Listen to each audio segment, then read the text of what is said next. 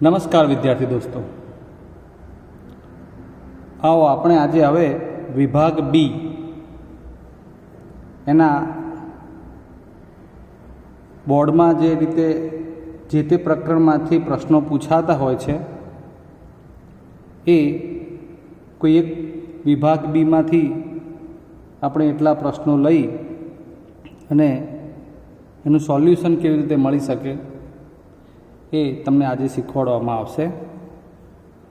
તો દરેક વિદ્યાર્થીને ખાસ અપીલ છે કે આ જે કોઈ પણ પ્રશ્નો સોલ્વ કરાવવામાં આવે છે એને એવી રીતે યાદ રાખવા અથવા એવી રીતે પ્રેક્ટિસ કરવી કે જેથી બોર્ડમાં તમે વ્યવસ્થિત રીતે લખી પણ શકો. સાથે સાથે આ જે ટાઈપના દાખલા શીખવાડવામાં આવે છે એવી જ રીતના અન્ય દાખલાની પ્રેક્ટિસ ખાસ કરવી જરૂરિયાત છે. જો તમે એ દાખલા સમજ્યા પછી એવા દાખલાની પ્રેક્ટિસ ન કરો અથવા અન્ય કોઈ પ્રશ્નપત્રોમાંથી એવા દાખલા ના ગણો ને મિત્રો, તો સ્વાભાવિક છે કે તમને દાખલા એક્ઝામમાં આવડે નહીં. એટલે તમારો હવેનો જે સમય છે એ પરીક્ષાલક્ષી છે સંપૂર્ણ, એટલે એમાં સતત પ્રેક્ટિસ માગી લેશે. એટલે દાખલો તમે જાતે ગણશો, જવાબ આવશે તો જ આત્મવિશ્વાસ વધશે. એટલે ખાસ અપીલ છે કે તમે એ કામ ખાસ કરજો. આપણે હવે એક્ઝામ્પલ શરૂ કરીએ.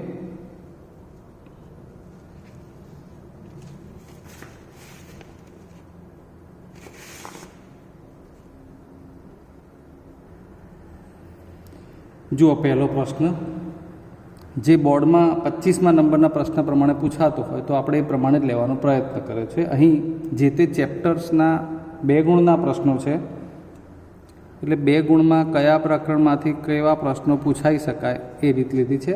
નંબરને મહત્ત્વ નથી. નંબર 25માં જેમ કે આ પહેલા પ્રકરણનો પ્રશ્ન છે તો એ ગમે તે પ્રકરણનો અંદરથી હોઈ શકે. 18, 90 અને 150નો લસાઅ અને ગુસાઅ શોધો એવું કહ્યું છે. એટલે આપણે અવિભાજ્ય અવયવની રીતે આના અવયવ પાડવા પડે.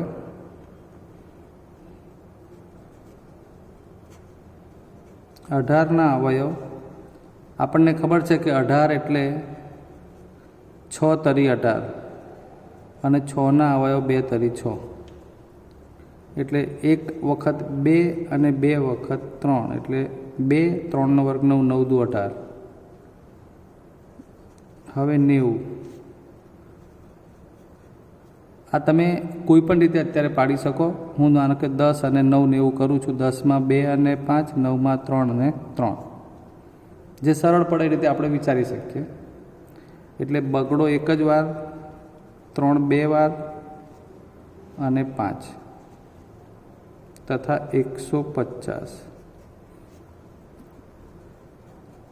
10 ગુણ્યા 15, 10માં 2 પંચા 10, 15માં 3 પંચા 15, એટલે 2, 3 અને 5 2 વાર.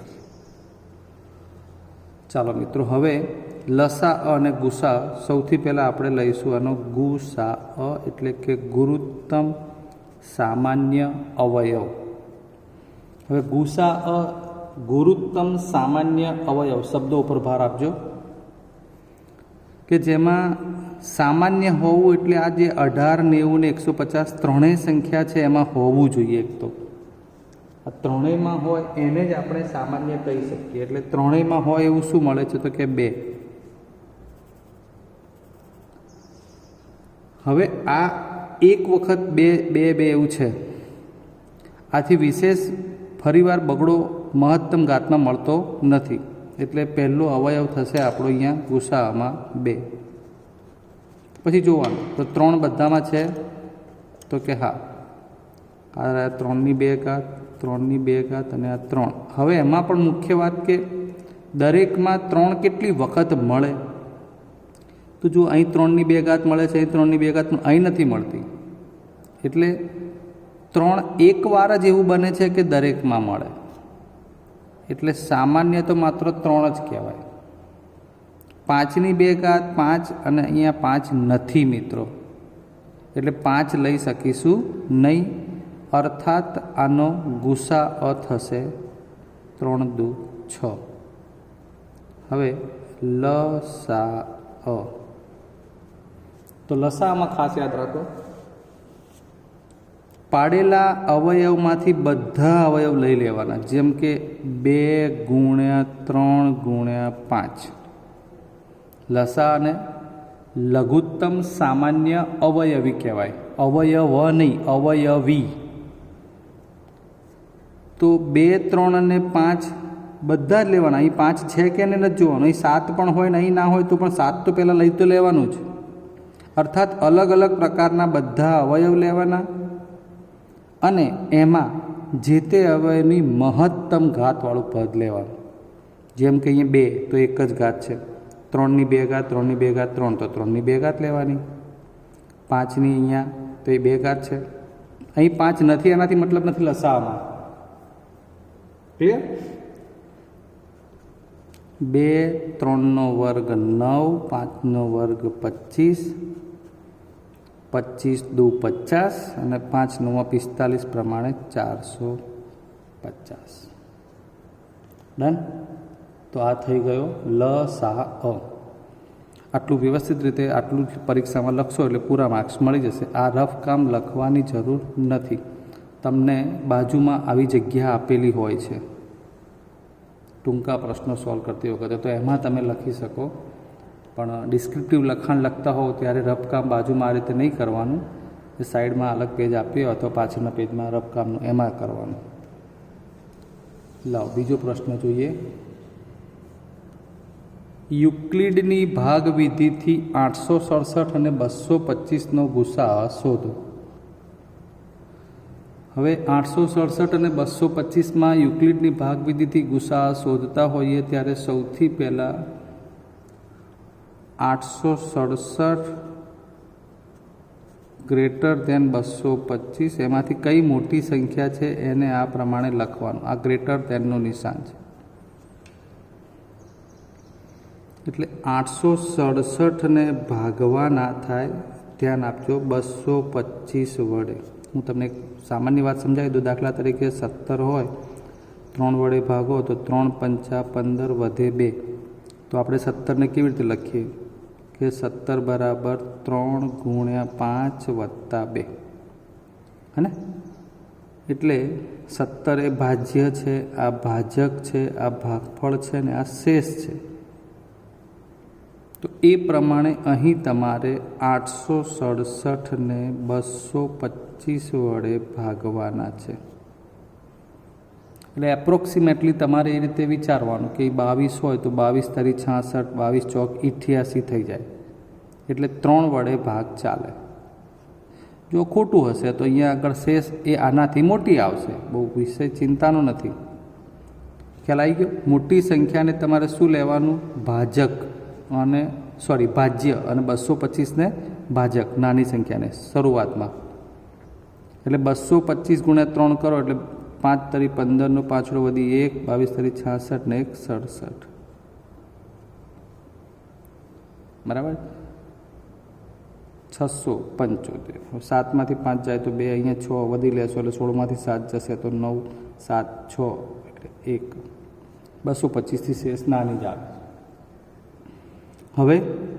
હવે આપણે પોઈન્ટ લખીને ભાગ ના ચલાવવાનો હોય, બસ આ શેષ થઈ ગઈ. એટલે 225 ગુણ્યા 3 વત્તા 192 શેષ. હવે તમારે આ 225ને અહીંયા ભાજ્ય તરીકે લેવાના. આ 225 છે ને એને ભાજ્ય તરીકે લેવાના. આવું આપણે એરો તમારે પરીક્ષામાં નથી આપવાનું. તો ચલો 225 એ ભાજ્ય તરીકે અને ભાજકમાં શેષ લેવાની. તમને ખબર પડી જ જાય એવું છે. 192 છે, 2 વખત કરો તો આનાથી મોટી સંખ્યા થઈ જાય. એટલે 1 વડે જ ભાગ ચાલે. 192 એક્સા 192. 5માંથી 2 જાય 3, 19 છે તો વધે કેટલા? 20, 21 અને 22, 3. અર્થાત 192 ગુણ્યા 1 વત્તા 33. જે આપણે આ ભાજ્યને લખવાની આખી પદ્ધતિ છે એ પ્રમાણે લખ્યું. ભાજક ગુણ્યા ભાગફળ વત્તા શેષ. તો હવે વિચારો કોણ ભાજક બનશે, ભાજ્ય બનશે? તો કહે છે 192. તો આ રહ્યા 192. કોના વડે? તો કે 33 વડે ભાગવાનું છે. તો આ 192, આ 33. 30 હોય તો 3 પંચા 15, 150 થાય. 3 છંગ 18, 180. એટલે આપણે 6 માટે વિચારી શકીએ. બરાબર. એટલે 6 તરી 18 વધી 1, 6 તરી 18 ને 1 19. તો વધી જાય છે. જુઓ, થોડા માટે સમજ્યા. 6 તરી 18નો આંકડો વધી 1, 6 તરી 18 ને 1 19 એટલે 198 થઈ ગયા. એનો મતલબ કે હવે 5 વડે જ ભાગ ચાલે. એટલે 5 તરી 15 વધી 1, 15 ને 1 16. 12માંથી 5 જશે તો 7, 18માંથી 16 જશે તો 2. એટલે 33 પંચા વત્તા શેષ આવી 27. હવે રકમ નાની થતી જશે. બરાબર. હવે ભાજ્ય કોણ બનશે? 33. આ જ અહીંયા આવે છે. આ હું વારંવાર એટલા માટે લખું છું કે તમને એ પ્રમાણે સેટ થઈ જાય કે હા, આ રીતે આ લેવાનું હોય. અને ભાગવાનું કોના વડે? એટલે કે ભાજક 27. તો 27 એકા 27. પછી કેટલા વધે? 28, 29, 30, 31, 32 ને 33. 27 ને 6 33. એટલે શેષ વધશે 6. આટલું થોડું મૌખિક વિચારી શકાય. પાછું ભાજ્ય 27, ભાગવાનું કોના વડે? શેષ એટલે 6. તો 6 ના ઘડિયામાં 27 નજીક પહોંચો. 6 પંચા 30 થાય છે. એટલે 6 ચોક 24. વધે કેટલા? 24 ને 3 27. પાછું 6 ભાજ્ય બનશે. કેટલા વડે ભાગવાનું? 3. તો 3 દુ 6. શેષ આવી ગઈ 0. ક્લિયર? હવે એક વાત ફાઇનલ છે કે જ્યારે તમે આ ભાગાકાર કરતા હશો એટલે પ્રમાણે છેલ્લે તો શેષ 0 જ આવશે. એટલે જ્યારે આવું બને ત્યારે એની ઉપરની જે શેષ હોય એ ગુસા બને છે. અર્થાત ગુસા ઓફ 867225 ઇઝ ઇક્વલ ટુ 3. પરીક્ષામાં તમારે આ લખવાનું છે. આ રફ કામ ફેર આન્સર કીમાં લખવાનું નહીં.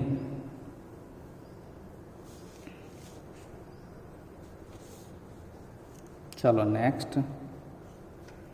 દરેક દાખલા એક પદ્ધતિના જે છે મોટા ભાગે પૂછાવાની શક્યતાવાળા જ હોય. હવે એ ટાઈપના દાખલા તો હોય જ. જેના શૂન્યનો સરવાળો અને ગુણાકાર -3 અને 2 હોય તેવી દ્વિઘાત બહુપદી શોધો. હવે તમને આના માટે બહુપદી પ્રકરણમાં એના આવતા શૂન્યોના સરવાળા અને ગુણાકારનું સૂત્ર હોવું જોઈએ યાદ. તો જ આવડે. નહીતર સાહેબ કંઈ કરી શકે નહીં. કે તમારા મેડમ ભણાવતા હોય તો મેડમ પણ એમાં કોઈ મદદ ના કરી શકે, સમજાવી શકે. યાદ તમારે જ રાખવાનું હોય છે. તો જોયો, બહુપદીના શૂન્યોનો સરવાળો. અહીં શૂન્યો લઈએ આલ્ફા બીટા. 2 શૂન્યોના સરવાળા બરાબર લખ્યું -3 અને 2 શૂન્યોના ગુણાકાર બરાબર લખ્યું 2. ઇઝી જ છે. સરવાળાનું સૂત્ર -b/a બરાબર -3 છેદમાં કંઈ ના હોય તો 1. ગુણાકારનું સૂત્ર c/a બરાબર 2 છે. 2ના છેદમાં કંઈ ના હોય તો 1. હવે ખાસ ધ્યાન આપજો. હાલ તો એવું બને છે કે 2 શૂન્યોનો સરવાળો -3 તો છેદમાં 1, ગુણાકાર 2 તો છેદમાં 1. બીજું, શૂન્યોના સરવાળાના સૂત્રમાં -b/a અને c/ પણ છેદમાં a. એટલે હવે તમે સરખામણી કરવાની તો આ રીતના દાખલામાં તમારે a બરાબર બંનેમાં સરખું લાવવું પડે. જે અહીં મળી ગયું કે a બરાબર કેટલા કહીશું? 1. હવે -b બરાબર -3 તો b બરાબર -3 અને c બરાબર 2. માટે માંગેલ બહુપદી આપણને ખબર છે કે એનું આ પ્રમાણિત સ્વરૂપ છે ax² + bx + c. તો એની જગ્યાએ 1 લખો કે ના લખો? બીની જગ્યાએ 3x અને cની જગ્યાએ 2. x² + 3x + 2. તમે આના શૂન્ય શોધી અને પછી એનો ગુણાકારને સરવાળો મેળવો તો આ પ્રમાણે આવી જાય. ક્લિયર? હવે અહીં હું તમને એક વાત બીજી એક્સ્ટ્રા બતાવી દઉં કે માનો આલ્ફા વત્તા બીટા -3/3 છે હો, અને આલ્ફા ગુણ્યા બીટા 1/3 છે. સમજો તો અહીં -b/a બરાબર -3/3 થાય, અહીંયા c/a બરાબર 1/3 થાય. હવે કમ્પેર કરો આ દાખલા સાથે. જુઓ અહીંયા a બરાબર છેદમાં 1, a બરાબર છેદમાં 1 બંને બાજુ મળી જતું હતું. અહીંયા તો a બરાબર 2 અને a બરાબર 3 મળે છે. તો મિત્રો આવું આવે ત્યારે તમારે આ દાખલો અત્યારે સમજાવવું છે, ખૂબ ઉપયોગી થશે. તમને કદાચ સાહેબ બીજી કોઈ રીતથી ભણાવતા પણ હશે, શક્ય છે કે ધારીને દાખલો કરવાનો થાય. લાસ્ટ યર જે પુસ્તકમાં NCERT સિવાયનું હતું તો એમાં એ રીતે ગણાવતા હતા. આ વર્ષે આ રીતે લીધું છે એટલે આપણે તમને આ જ પ્રમાણે સમજાવ્યું છે. તો આ 2 અને 3 આવ્યા, શું કરશું તો બંનેમાં સરખું થાય તો લસા સેટ કરી દો કે ભાઈ -b/a બરાબર 2 જોડે 3 ગુણો તો ઉપર પણ 3 ગુણો, c/a બરાબર 3 જોડે 2 ગુણો તો ઉપર પણ 2 ગુણો. એટલે આડકતરી રીતે -b/a બરાબર -9/6 થઈ જશે, c/a બરાબર 2/6 થઈ જશે. બસ તમારું જે મુખ્ય કામ છે કે એ બરાબર સરખું લાવવાનું, જે મળી ગયું 6 એટલે એ બરાબર 6 થઈ ગયું, b બરાબર 9 થઈ જશે અને c બરાબર 2 બહુપદીમાં મૂકી દેવાનું. ઓકે, આ આપણી બહુપદી ax² + bx + c એ પ્રમાણિત છે, p(x) કરીને એ પ્રમાણે લખવાનું. બરાબર છે. એટલે અત્યારે હાલ આમ સરળ જ છે, ખાલી આટલું ધ્યાનમાં લેવાનું છે કે એ નીચે સરખું લાવવાનું થાય. નેક્સ્ટ લો 28મો પ્રશ્ન. સમાંતર શ્રેણી 21, 18, 15નું કયું પદ -81 હશે? વળી કોઈ પદ શૂન્ય હશે? સહકારણ જવાબ આપો. તો શું કરવાનું? પહેલાં તો નું કયું પદ, નું કેટલામું પદ, માં કેટલા પદો હશે, એવું બધા શબ્દો આવે એટલે તમારે શરૂઆતનું સેન્ટેન્સ યાદ રાખવાનું જે આપ્યું છે એ પ્રમાણે. કે નું કયું પદ એટલે કે ધારો કે એનું nમું પદ -81 છે. બરાબર છે. એમ લખ્યું હોય કે આમાં કેટલા પદો છે, તો ધારો કે એમાં n પદો છે. તો એ રીતે આપણે અહીંયા પહેલું સેન્ટેન્સ બનાવવાનું કે ધારો કે આપેલ સમાંતર શ્રેણીનું nમું પદ -81 છે. એટલે કે an બરાબર -81. બહુ સમજવા જેવી બાબત છે. આપણને પૂછ્યું છે એને એનું કયું પદ -81 હશે, એટલે ભાઈ 20મું, 22મું, 25મું, 18મું, 15મું તો આપણને ખબર નથી, એટલે આપણે એને n કહ્યું કે ધારો કે એનું nમું પદ -81 છે. બસ બહુ સિમ્પલ છે. અહીં a બરાબર પહેલું પદ એટલે 21, d બરાબર બીજું પદ માઇનસ પહેલું પદ, 18 - 21 સમજણ હોવી જોઈએ, -3 આવે. ઘટતી શ્રેણી છે, 18માંથી 21 એટલે 19, 20 અને 21 -3. અને an -21 લઈને ગણીએ તો જનરલી વિદ્યાર્થીઓ શું કરે છે, anનું સૂત્ર સામે મૂકે છે. પણ ભાઈ તમને an બરાબર -81 લીધું એટલે હવે anનું સૂત્ર એ મૂકવાનું નીચે, a + n - 1 × d બરાબર -81. શું વાંધો છે? a બરાબર 21, n કેટલા મું પદે શોધવાનું છે, d બરાબર -3. ખાસ ધ્યાન આપવાનું છે, આ ઋણ છે એટલે અહીં કૌંસ કરવો જરૂરી, નહીંતર અર્થનો અનર્થ થઈ જશે. આનો n - 1 જોડે ગુણાકારનો સંબંધ છે. અગેન 21, આ -3n, તો આને કાઢી જ નાખીએ સીધું -3n. બરાબર, કારણ કે આ પ્લસ હતું અને આ માઇનસ +3 × 3 બરાબર -81. ક્લિયર? હવે જોઈએ સાદુરૂપ. જુઓ -3n, હવે 21 ને 3 24 બરાબર -81. આ -3n -81, 24 સામે જશે એટલે ઋણ થશે. -3n, 4 ને 1 5, 8 ને 2 10. બંને ઋણ સંખ્યા, સરવાળો થાય અને ઋણ જ રહે. હવે બંને બાજુ ઋણ એટલે બંને બાજુ ધન લખી શકાય એમ કે બંને બાજુ -1 વડે ગુણતા. 10મા ધોરણમાં આ ના લખો તો ચાલે.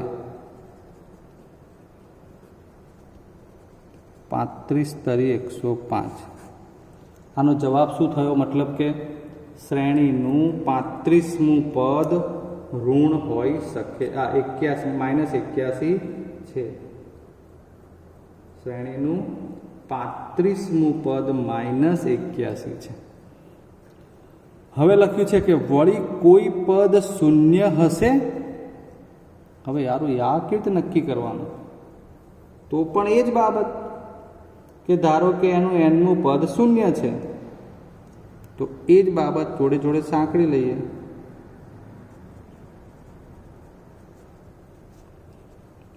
nમું પદ 0 છે.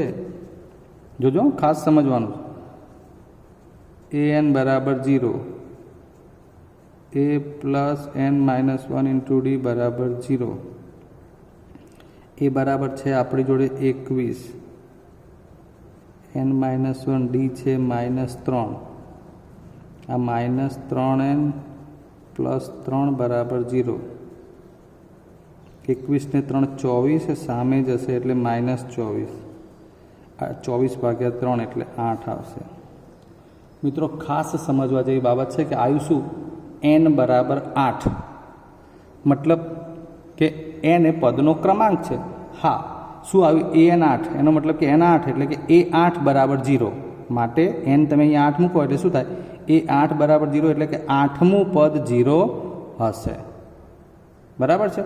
તો એનો મતલબ કે અહીંયા આગળ n પૂર્ણાંક સંખ્યા મળી, માટે એવું કહી શકાય કે n બરાબર 8 હોવાથી શ્રેણીનું 8મું પદ શૂન્ય હશે. આ જવાબ થઈ ગયો. ચલો હજુ સમાંતર શ્રેણીમાં આગળ વધીએ. બહુ સરસ દાખલો છે. આ પેટન્ટમાંથી પૂછાય જ. ધ્યાન રાખજો. શું લખ્યું છે? 8 પછી +3 છે શ્રેણીમાં. ચલો હું 3 કરું.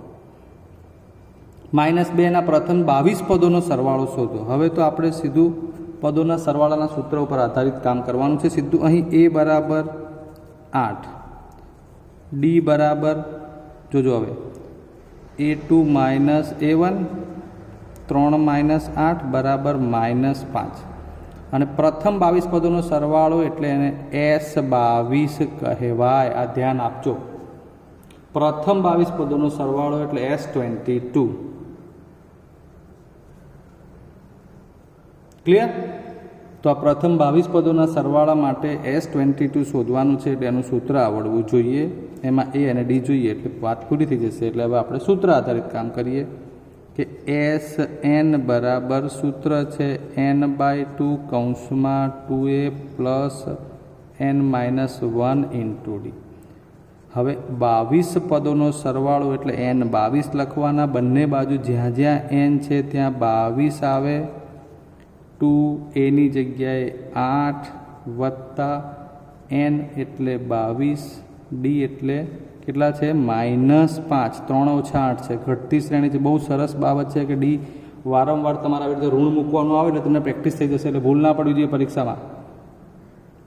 અહીં ભાગાકાર થઈ શકે એમ છે. એટલે 11, 8 દુ 16, 22માંથી 1 જાય એટલે 21.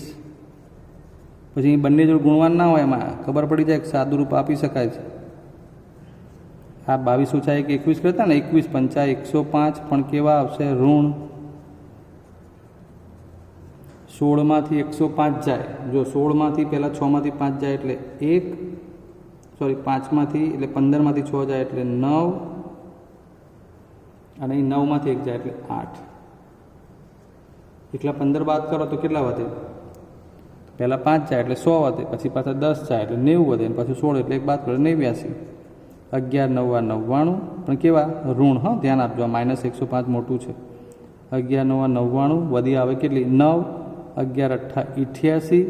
88માં તમારે 9 ઉમેરવાના, જે વધી આવે તે. 9 ને 8 17 એટલે 97.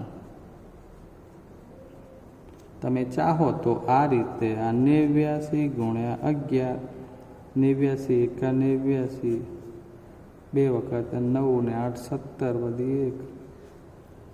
તો પ્રથમ 22 પદોનો આ સરવાળો મળી ગયો. દરેક મેથડના દાખલા છે, તમારે શાંતિથી સમજતા જવાનું ક્યાં શું થાય છે. વિડીયો જુઓ છો એટલે ફરીવાર તમે એને રિવાઇઝ કરીને પણ જોઈ શકો. ક્લિયર? હવે ત્રિકોણમિતિ ચેપ્ટરનો દાખલો આવશે. જો tan a બરાબર 4/3 તો ખૂણા એના અન્ય ત્રિકોણમિતિય ગુણોત્તરો શોધો. આમાં શું કરવાનું સાહેબ? બહુ જ સરળ દાખલો હોય છે. જોઈએ, સૌથી પ્રથમ તો તમારે કાટકોણ ત્રિકોણની આકૃતિ બનાવવાની. ફૂટની મદદથી તમારે સાધનની મદદથી જ કામ કરવાનું. હવે શું કરવાનું એ ખાસ ધ્યાન આપો. tan a એવું કહી દીધું છે, જ્યાં ત્રિકોણમિતિમાં તેના ત્રિકોણમિતિય ગુણોત્તરો જોડે આ કેપિટલ અક્ષરે લખેલું જે તમને અહીં ABCDનો અક્ષર લાગે ને એ ખૂણો છે. હવે tan a એટલે તમને એમ કે શું ખૂણો ભાઈ? તો એ ત્રિકોણ ABC ગણીને તમારે એનો ખૂણો વિચારવાનો. એને tan P લખ્યું હોય તો તમારે અહીંયા જ P લઈ લેવાનું. tan C લખ્યું હોય તો અહીં C લેવાનું. tan B લખ્યું હોય તો B લેવાનું. અહીં ABCDના અક્ષર આપ્યા છે, મતલબ આપણે એમાંથી ત્રિકોણ સમજીને એનો ખૂણો લેવાનો થાય. 1. અને tan આલ્ફા કહ્યું હોત, tan બીટા કહ્યું હોત તો આપણે એ ત્રિકોણ બનાવી રહે આપણી રીતે, અને એમાં પછી અહીંયા આલ્ફા કે બીટા એવું ગણત જે બતાવું છું ને, આ વસ્તુ સેમ જ થવાની છે. તો હાલ એનો મતલબ અહીંયા એ લઈશું, આ B લઈશું ને આ C. P હોત તો P, Q અને R. આ આપણે જાતે કરવાનું છે કામ, કે ત્રિકોણ ABCમાં ખૂણો B કાટકોણ. એ પણ તમને ખબર હોવી જોઈએ કે ત્રિકોણમિતિ કાટકોણ ત્રિકોણ માટે જ લાગુ પડે છે.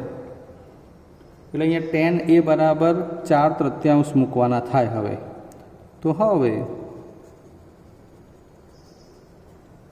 આ તમારી જાણ માટે લખું છું કે સામેની બાજુ ભાગ્યા પાસેની બાજુ, આ tanનું સૂત્ર છે. પણ કોની સામેની, કોની પાસેની બાજુ?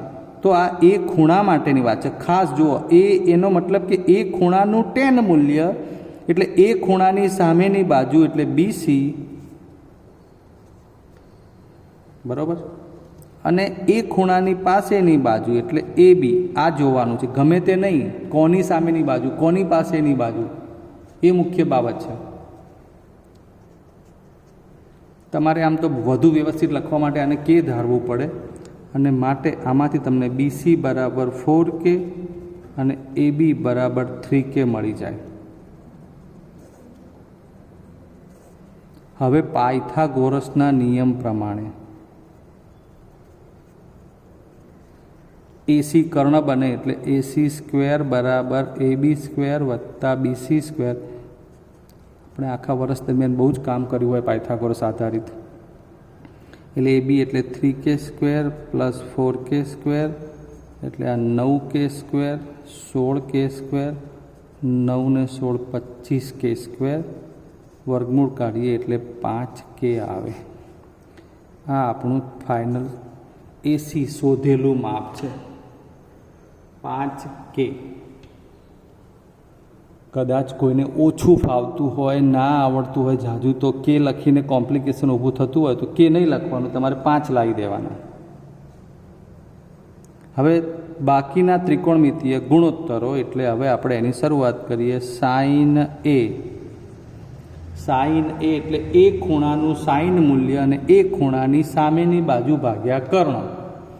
તો આ એ ખૂણો, આ એની સામેની બાજુ BC એટલે 4K અને કર્ણ એટલે 5K, અર્થાત 4/5.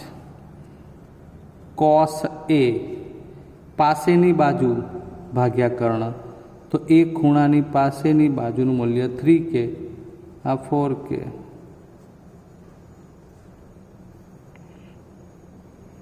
સાઇન કોસ, હવે આ સાઇનનું વ્યસ્ત કરી દઈએ. કોસેક તો કંઈ પણ કર્યા વગર 5/4 જવાબ થઈ જાય. કોસનું વ્યસ્ત સેક તો 4/3 થઈ જાય. બરાબર ને?